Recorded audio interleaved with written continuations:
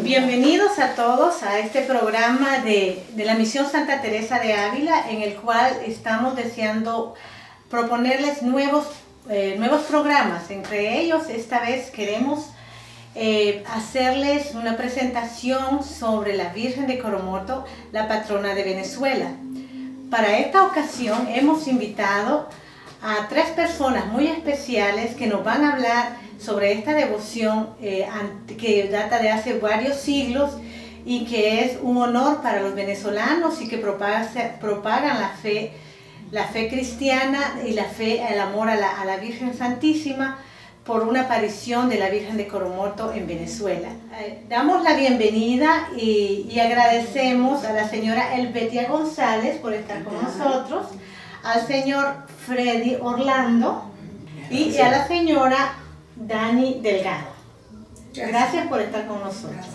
En esta entrevista hablaremos sobre la historia de la Virgen de Coromoto, hablaremos también sobre la fe de la Virgen de Coromoto y hablaremos también cómo hemos propagado la fe, la devoción de la Virgen una vez que hemos salido de las fronteras de Venezuela. Así que lo vamos a dejar con Elvetia, con la licenciada Elvetia González, para que nos hable un poco de la historia de la Virgen de Coromoto. Okay. Cuando yo observo esta imagen de la Virgen de Coromoto, evoco momentos inolvidables, imborrables en mi mente y en el hogar de mis padres, porque siempre en la sala estuvo presente una imagen similar a esta, o un cuadro similar a este, así como los demás hogares de los venezolanos. Ella presenció las reuniones familiares, los encuentros, las veladas hermosas de familia, pero también los momentos de oración, los momentos en que rezábamos el rosario. Si vamos a hablar de la historia de la Virgen de Coromoto, tenemos que remontarnos al año 1651. Después del descubrimiento de América, con la llegada de los primeros evangelizadores, los misioneros, también llegaron un personaje que se llamaba los encomenderos a la región de Guanare, que es una población que está en el centro, ubicada en el centro de Venezuela. Llegó el encomendero Juan Sánchez, pero también la llegada de los blancos hizo que los indios huyeran hacia las montañas por temor a los blancos. En esa región había una tribu de indígenas que se llamaba los Cospes y su cacique se llamaba Coromoto.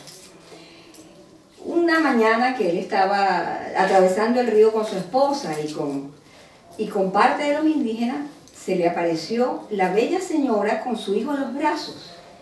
Ellos le decían así, la bella señora, y ella los invitaba a ir a la casa de los blancos para recibir el bautismo. Ellos le obedecieron y bajaron donde Juan Sánchez, el encomendero, y le pidieron que los bautizara. Hubo la preparación, la mayor parte de ellos se preparó para recibir el bautismo, fueron bautizados, pero el cacique Coromoto se turbó, tenía demasiado temor de perder su libertad, de perder el poder que tenía sobre la tribu, y huyó. Huyó con su esposa, con su cuñada Isabel y con un hijo de esta, un indiecito de 12 años. Cuando llegaron a la choza, eso fue el sábado 8 de septiembre de 1652, entraron y la choza se iluminó completamente. Los rayos eran luminosos, pero no los encegueció. El cacique le increpó a la señora y le dijo: ¿qué quieres de mí? Vuélvete, déjame tranquilo. Y se le abalanzó sobre la señora, la trató de agarrar por la mano y la señora desapareció, y entonces le quedó en su mano la reliquia de la Virgen de Coromoto, que es como la fotografía de ese momento. Él entonces la guardó en una parte en el techo de la choza. El indiecito que estaba observando todo esto y estaba consternado, al día siguiente salió a contarle esto al encomendero, al señor Juan Sánchez, y él lo escuchó con atención y decidió subir hacia donde estaba la choza. Se quedó un poco distante, el indiecito entró, tomó la imagen o la reliquia, la estampita que estaba en el techo, y se la entregó. Cuando Juan Sánchez la tuvo en sus manos, dijo: "Oh, magna señora, Madre de Dios, Madre de Jesús", y con mucha emoción la colocó en un relicario que él cargaba de plata en su pecho. La llevó y se dirigió enseguida a lo que llamaban el Valle del Espíritu Santo, donde estaba el párroco, el padre Lozano, y le contó lo sucedido. El padre dudó, no creyó de primera mano esta historia. Entonces Juan Sánchez decidió poner en un altar a la reliquia. Bueno, esto fue corriéndose de voz en voz, y muchísima gente comenzó a llegar, peregrinaciones de personas con muchísima fe a implorar el favor a la Virgen de Coromoto. Ella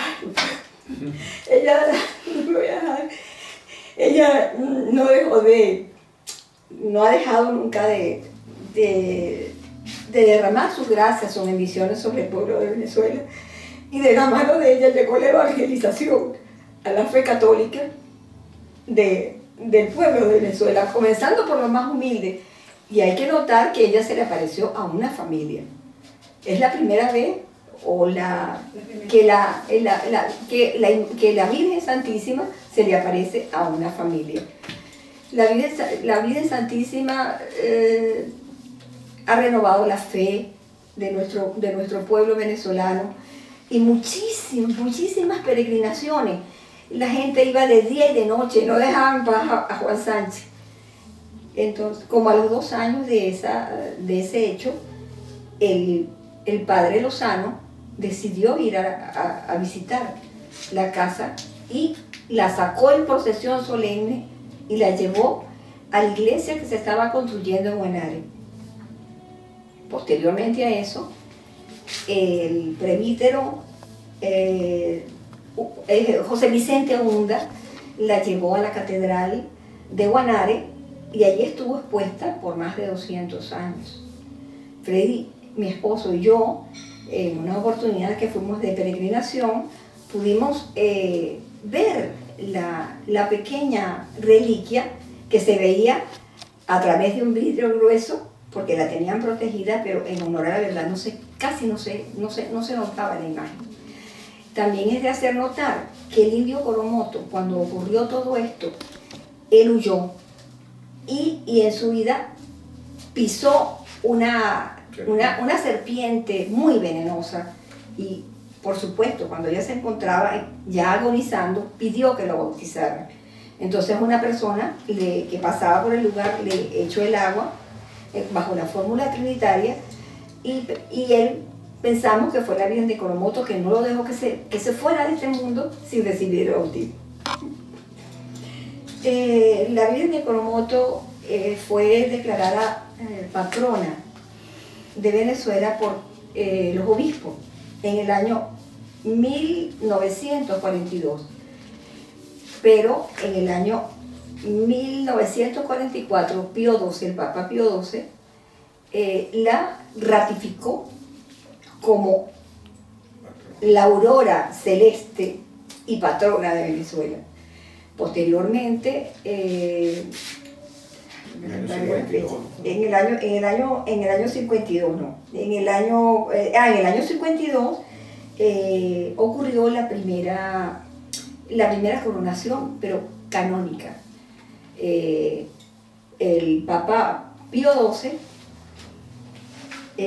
le concedió coronarla, pero se trasladó hacia Guanare para coronar a la imagen de la Virgen, el cardenal Manuel Arteaga y Betancourt, Monseñor Manuel Arteaga y Betancourt, que era el obispo de La Habana entonces. Posteriormente, el 27 de enero de 1985, cuando el Papa San Juan Pablo II visitó por primera vez a Venezuela, hubo una misa multitudinaria en una explanada en Montalbán, en la ciudad de Caracas. Y en esa oportunidad él coronó por segunda vez, pero de sus propias manos. Esta vez no fue una coronación canónica por encargo, sino fue él mismo que la coronó a la imagen de la Virgen, que es la que hoy en día preside el altar en el para entonces santuario de la Virgen de Coromoto, que fue erigido en el lugar donde ella apareció, y que posteriormente Benedicto XVI lo declaró basílica menor. De tal manera que, bueno, los venezolanos estamos agradecidos con la Virgen de Coromoto por haberse quedado, por haber llegado a nuestro país de la manera que llegó. Y cada vez que rezamos el rosario o la salve, en nombre de ella decimos esta ejaculatoria: Virgen de Coromota, patrona de Venezuela, renueva la fe en toda la extensión de nuestra patria. Y Freddy y yo le agregamos: y danos la paz y la libertad. Porque estamos convencidos que en estos tiempos terribles que vive nuestro país, la Virgen de Coromoto no nos ha desamparado. Muchas gracias. Qué testimonio más hermoso. Qué historia más conmovedora. Y es como ella dice, no como decimos nosotros, que eso es algo que yo trato de inculcarle a la gente siempre. Ella te mueve. El Betia realmente ha sido muy conmovedor la historia de la Virgen de Coromoto. Muy conmovedor porque también la Virgen es un testimonio de vida, o sea, es la Santísima Virgen. Y como ustedes en Venezuela, como la veneran, como la hacen parte de su vida, ¿no? De la vida de fe. A mí me conmueve bastante porque también es una forma que ustedes nos enseñan. Estamos y toda la comunidad estamos aprendiendo un poco más, y son momentos que nos alimentan como cristianos, y lo hermoso como la Virgen llega a cada hogar. Llega también a evangelizar a Venezuela. Ella fue la gran evangelizadora, ¿no? Porque según oí, el cacique de Coromoto pidió ser bautizado y él no creía. Y él no creía. Y al ser bautizado un cacique también era decir a toda su tribu que también siguieran esos pasos. Entonces vamos a pedirle a Freddy que nos hable sobre el proceso de restauración de la imagen. Bueno, después de haber escuchado esta historia tan emotivamente referida por el Betia, yo quisiera abordar fundamentalmente lo que fue el proceso de restauración de la imagen, de la reliquia. Bueno, yo voy a referir fundamentalmente lo que fue el proceso de restauración de la reliquia. Porque la imagen que ustedes ven acá, de este ícono, es el que se difundió durante muchos años. Pero después del proceso de restauración, en verdad, la imagen, la auténtica, que se le manifestó al indio Coromoto, es la que ustedes están viendo más bien en este extremo. Fíjense ustedes lo interesante. Aquí ustedes pueden observar digamos una imagen que es la imagen real. Esto es lo que se llama una copia a escala real de la presencia de la Virgen de Coromoto en las manos del indio Coromoto. Si nosotros le superponemos $1/4, ustedes podrán imaginar el tamaño auténtico de la imagen. Ahora, ¿por qué fue necesaria la restauración? Porque, bueno, desde el momento del acontecimiento central, que fue la aparición a la familia en el año de 1652, hasta el año 2008, más de 356 años aproximadamente, 356 años, y la imagen fue pasando de mano en mano. Hemos escuchado del Betia como en un primer lugar, en un primer momento, pues estuvo en manos del encomendero Sánchez, luego estuvo en una parroquia, después estuvo en la catedral, pero igual fue de procesión a muchos sitios, porque así fue como la Virgen de Coromoto se fue haciendo, digamos, conocida por todo el país. Y por supuesto, en todo ese peregrinar se fue deteriorando, no había plena conciencia, digamos así, por muchas de las personas, todo el mundo la quería tocar, etcétera, y con el tiempo pues se fue deteriorando. Bueno, después que se llevó a la catedral, se colocó en un relicario y allí estuvo expuesta aproximadamente por espacio de 200 años. Pero nosotros, como dijo el Betia, en una ocasión fuimos en peregrinación y uno podía accederlo muy cerca de donde estaba la imagen, una custodia, un vidrio de aumento, pero no se veía nada prácticamente, sino lo que se notaba era una mancha. De manera que ya en el año 2000, sobre todo la conferencia episcopal y el arzobispo, digamos, de la zona, tuvo la inquietud de la necesidad de hacer una restauración de la imagen. Pero era una tarea verdaderamente arriesgada, había mucho temor de que se pudiera deteriorar. De manera que hay tres momentos, digamos, fundamentales. Uno en el año 2002, cuando se celebran los 350 años de la aparición de la Virgen, se elabora un primer informe que describe, bueno, lo más aproximado, los daños que tenía la imagen. Un segundo momento es en octubre del año 2008, cuando la conferencia episcopal venezolana votó por unanimidad que se procediera a realizar esos trabajos de restauración, bajo la supervisión del obispo de la ciudad de Guanare, Monseñor José Sotero Valero Ruz. Ese proceso de restauración se desarrolló entre el 9 y el 15 de marzo del año 2009. Fueron unos expertos, digamos, gente verdaderamente competente en la materia. Una de las personas, Nancy Jiménez, fue quien intervino en la restauración del Acta de la Independencia de Venezuela.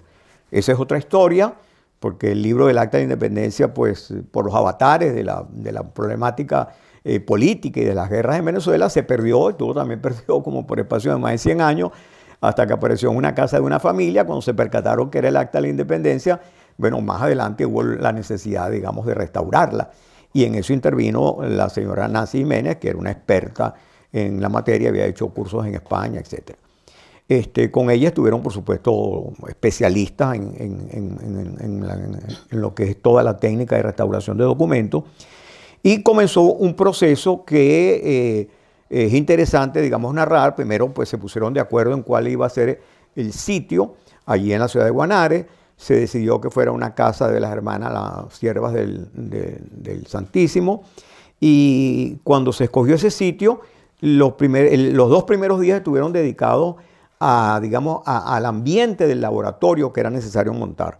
Entonces, bueno, limpieza a fondo, desinfección de todas las áreas, cubriendo absolutamente todo para que el aire exterior no penetrara. De manera que los 2 primeros días estuvieron dirigidos a preservar el sitio donde se iba a instalar el laboratorio. Una vez que se escogió ese sitio, bueno, todo ese trabajo, digamos, de ambientación, ¿no? Cuidando, pues porque iban a trasladar esa imagen desde la catedral, la iban a trasladar hasta ese laboratorio.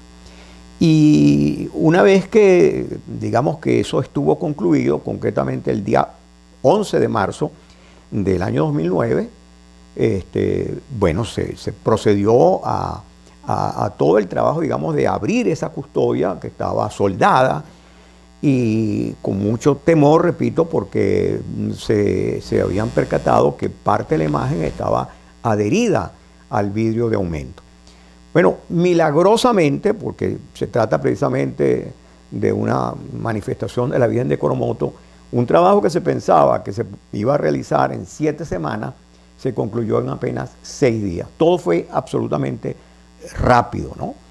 Yo estuve revisando el informe que elaboraron los peritos, los técnicos en la restauración, y la bitácora, sí, el diario que día a día de todo lo que se hacía se iba anotando. Me llamó la atención que diariamente, antes de comenzar los trabajos, pues celebraban la Eucaristía con mucha piedad, se encomendaban pues al Señor en la realización del trabajo que iban a efectuar.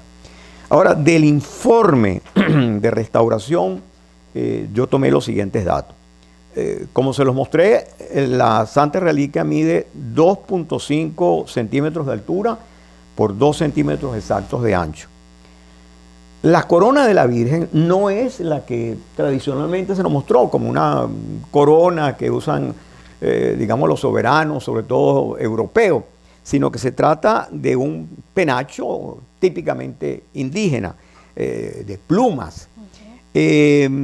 Los ojos de la Virgen miden menos de 1 milímetro, aproximadamente 2 micras.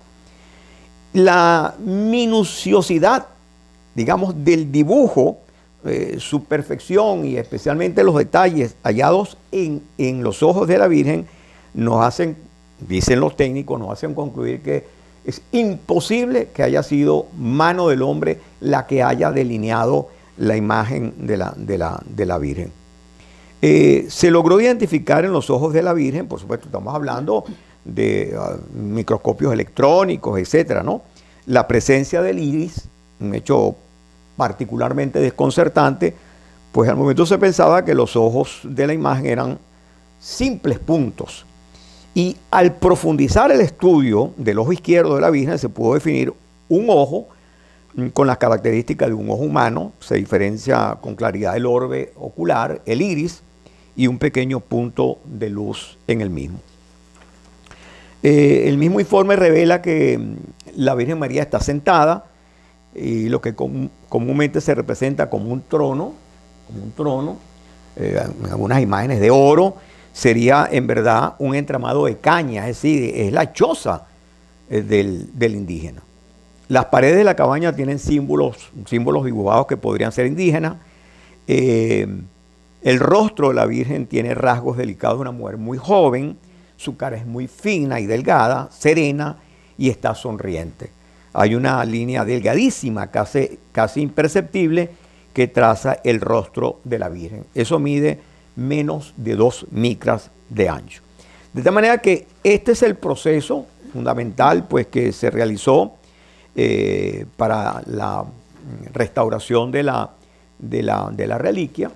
Y lo otro sorprendente que ellos mismos pues, dejan establecido es que el material, digamos, no es propiamente un papel, pero está compuesto de fibra de algodón de la época que se corresponde pues, con la fecha de la aparición. La tinta de la imagen no penetra ese, si ustedes quieren, papel entre comillas, no lo penetra, es decir, flota, no impregnó el papel. Está adherida, pero no lo penetra, por lo tanto tampoco se expandió la tinta en el papel. Y bueno, debido a la manipulación de la reliquia durante muchos años, ellos concluyen que probablemente el deseo de hacer copias, notaron que hay unos puntos, unas pequeñísimas perforaciones hechas como con la punta de una aguja o de un alfiler, y que probablemente la parte, digamos, más dañada se corresponde con la imagen del niño Jesús. Si ustedes aprecian, permiten un segundito, ayúdame ahí, Elvetia, agárrala por ahí. Si ustedes me permiten, tomado, pues esto está ampliado, por supuesto ya vimos cuál es la imagen, pero esto blanco que se nota acá es precisamente, sería lo que corresponde al niño Jesús, donde apenas se puede apreciar parte de la corona y sus pies. Bueno, eso era lo que yo quería significar.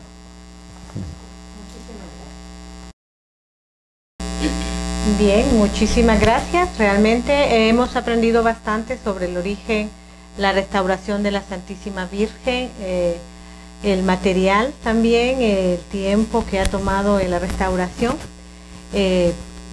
Muy impresionante, y también como lo que no es parte humana, ¿no? Cuando se dan cuenta que no es parte humana, esas cuestiones que no tienen explicación humana, y Gracias por compartirnos ese conocimiento que yo solo había visto la imagen en la misa cuando ustedes la presentan, pero ahora yo estoy aprendiendo mucho más y espero que ustedes también estén aprendiendo un poco más y compartamos eso, y así nuestra fe también se va acrecentando, ¿verdad? Entre todos. Bueno, muchísimas gracias, y ahora vamos a invitar a Dani Delgado, quien va a continuar hablando de la devoción aquí en Canadá, como un ser exiliado y la fe a la Virgen de Coromoto. Bueno, yo quisiera darle las gracias a Helvetia y a Freddy, pues, por toda esa información que nos han suministrado, al igual que a Susana, pues, por haberme invitado a esta pequeña reunión de compartir sobre la patrona de Venezuela, la Santísima Virgen, Nuestra Señora de Coromoto. La pregunta que se me hace es en relación a mi vivencia acá en Canadá como exiliada, como refugiada, como migrante, de la experiencia que tiene uno como mujer mariana. Todos sabemos que el Señor nos escoge y que muchas veces nos toca dilucidar hacia dónde vamos. Yo tuve la fortuna de que antes de venir para acá, muchos llegamos a la fe a través de momentos duros en nuestras vidas. Pues yo estoy en esa lista de personas que pues estaba pasando por un momento difícil, y empezó pues esa búsqueda de ese algo, de esa necesidad, de esa ayuda, de ese extraordinario, de aquel ser que me guiara y que me ayudara. Recuerdo que un día llegué, una mañana, nosotros, la mayoría de los venezolanos, somos, digamos, católicos más por tradición que por devoción y por convicción. Y entonces llegué yo a una misa, yo dije, yo voy a empezar a ir a misa, yo voy a ver, yo tengo que buscar mi camino, tengo que ver en qué me centro. Y me hicieron el llamado.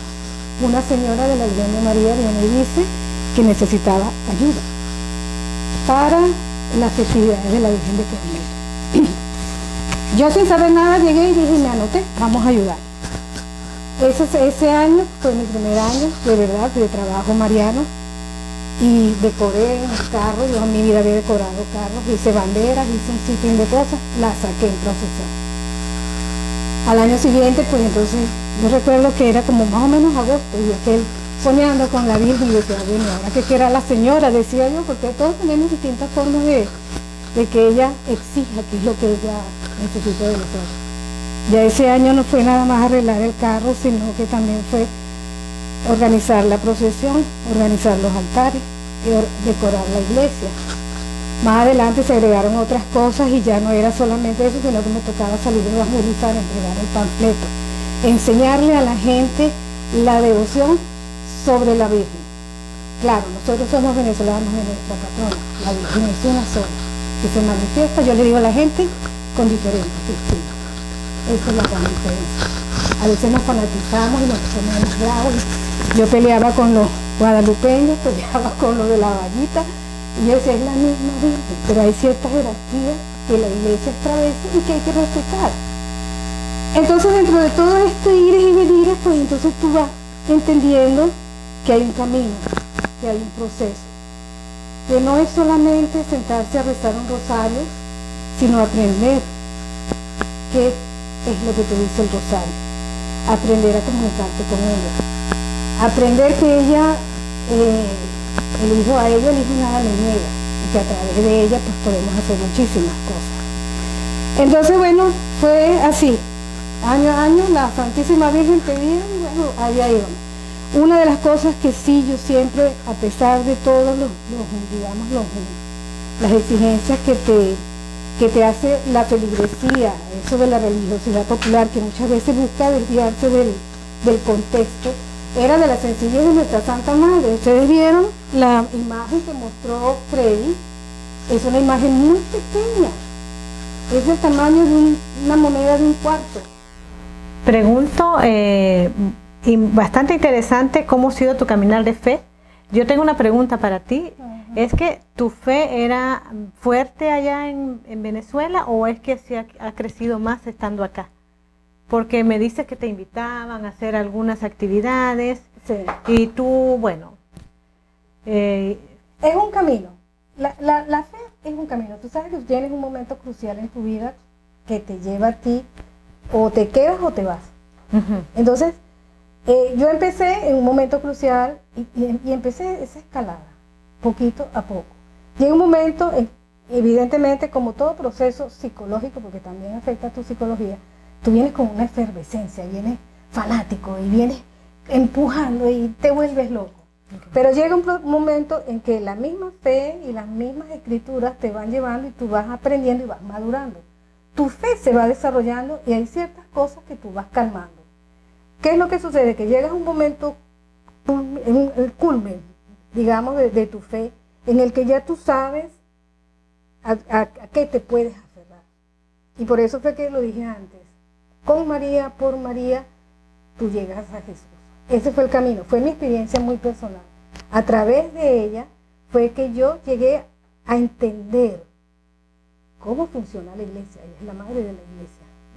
Cómo funcionamos nosotros dentro de la iglesia, porque ella como madre nos acoge todos bajo su manto y nos orienta. Cuando es importante, cuando la gente está haciendo un rosario, tiene que meditar sobre cualquier cosa de su vida actual, de su vida pasada, de sus circunstancias, porque todo eso es lo que te lleva a ti a madurar tu fe. Entonces, cuando tú estás pegado de María, tú puedes estar seguro, mira, se me nunca el cuerpo, tú puedes estar seguro de que estás bien parado, porque vuelvo y repito, al Hijo solo se llega a través de ella. Entonces, digamos, a mí me falta mucho por aprender, todos los días, de verdad, todos los días, por eso es que muchos hacemos de la Santa Misa un hábito diario, porque todos los días de boca del sacerdote, distintos sacerdotes, todos los días aprendes algo diferente. Todos los días hay una enseñanza, hay algo que te clica en la cabeza y que te lleva a buscar una solución a circunstancias tuyas, circunstancias de la familia, de tu entorno, de lo que sea. Pero la garantía es que es como cuando tienes la barajita de la Virgen que para arriba abajo, tú estás seguro de que a través de ella tú puedes alcanzar muchas cosas. Es un medio, ella es el medio. Sí. Ella es la bienaventurada, fue la escogida, fue la que dio el sí. Ella escogió ese camino y nosotros...